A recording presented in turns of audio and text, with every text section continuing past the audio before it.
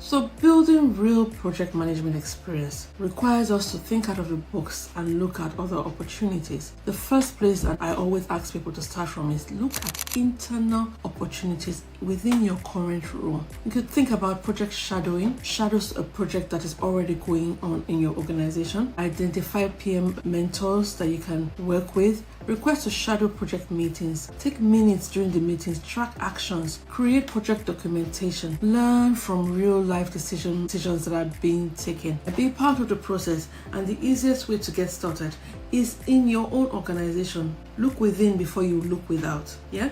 Then the next thing is volunteer for project tasks even in that organization. Offer to manage a small work stream. Take ownership of the project documentation. Coordinate team meetings. Track and report progress. Manage project communications, right? It will be, sometimes you might need to take a secondment to support this, because I know not all organizations will freely give you the time to be able to do that. A secondment, or do it outside of your organization in a different capacity, and we'll talk more about that later. Also look at some of the things that happen within your organization. Is there might be some process improvement initiatives that are going on where inefficiencies have been identified. Purposely, it asks that you want to be part of the team that is resolving that problem. Document the changes, the impacts, measure the results, and report on the results if wherever possible. Get yourself into those efficiency meetings and those improvement meetings as they go along, as they are happening, and present on the findings. Another way to get practical experience is to do side projects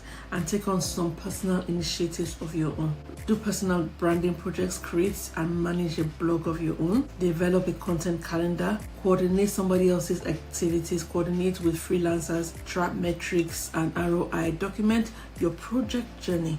Do a side hustle. Then you could also consider doing community events, organize events, meetups with professionals, industry workshops, online conferences. Organize those events or networking sessions and knowledge sharing events. Think about being in the forefront of those events and helping to support those events as they are happening. Those are projects in themselves and will give you some experience.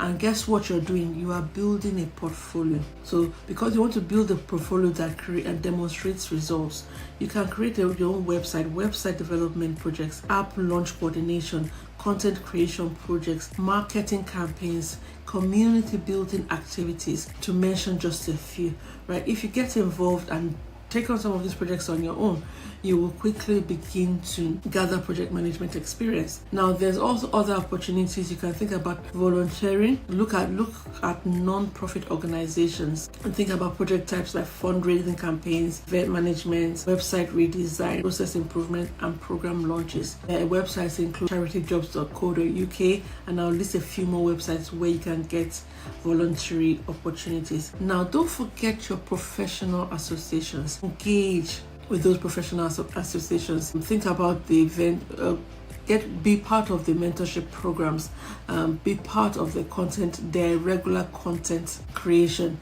and their programs, right? Because in those meetings, in those meetups, you might meet somebody that is able to help you, or you might hear about opportunities that are never advertised in those meetups. And because you are part of the organization or you're part of the alumni, you will be the first one to hear about it, and you'll be the first one to be able to take advantage of it as well.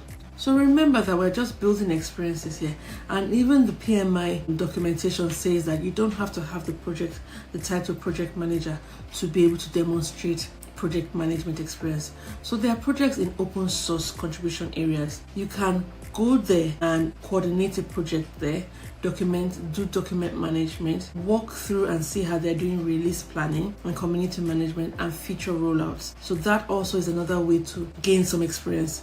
You can also consider freelance project management, and you can look through websites like Upwork and Fiverr and many more where you can get freelance projects to get you started. Now, when you go onto these websites, your focus area and the people that need the help the most are usually small businesses, and they have projects like digital transformation, maybe the digital transformation, process optimization, marketing campaigns, website launches, and system implementations. So as long as you're willing to get your hands dirty, there are small businesses that need project managers to help them coordinate all of these activities. There's also another area where startups need assistance to product launches as well, do market research, do team coordination, process development, and growth strategies. So there are many opportunities to help. You just need to be creative and get your hands dirty as you help them. In the consulting area, you could be considering services like project audit, PM tool implementation, team training, process development, and document creation. These are all things that are happening that you can find roles and you can support within the freelancing space. There's some essential documents that you want to make sure that you are creating and you're learning how to create, including your project charter, your scope statement, your risk register, your status reports, and even lessons learned. These are critical and fundamental project management artifacts. You can also learn how to create work breakdown structures, schedules, budget tracking, and resource plans. Now, the internet is full of videos, and there's so many online courses that will teach you all of these things. The key thing is, after you've been taught, you need to find a way to apply, and that's why I'm giving you examples of all these other areas where you can apply what you have learned.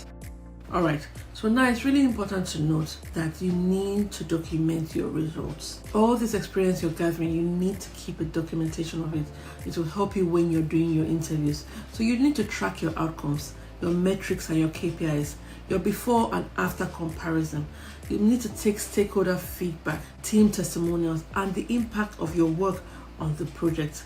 Those will be your evidence when you start doing interviews, right? Now, if you need help in practicalizing or implementing some of the things that we've talked about here, we have a 90-day experience building plan. So just comment plan in the description, in the comment section below, and we'll send you over the 90-day plan to help you start building your experience. If you would like more hand holding while you're learning, some accountability, or you would like to join a community, you should come and join our training program. We have packages to meet you at your skill level, from entry to advanced, or if you just simply need help in getting ready for your interview. And learning how to handle workplace scenarios. We have a program that will be perfect for you.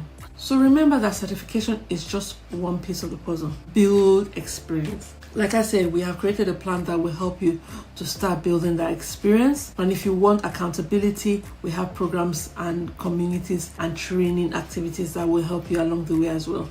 I promised you a prompt sheet. I'm going to leave that in the description below as well for you. But if you want more help with using prompts to navigate how you leverage your skills, the next video here is a short video, but it will show you exactly how to use AI to understand the skills you can leverage and translate that CV that you have into a project-centric CV.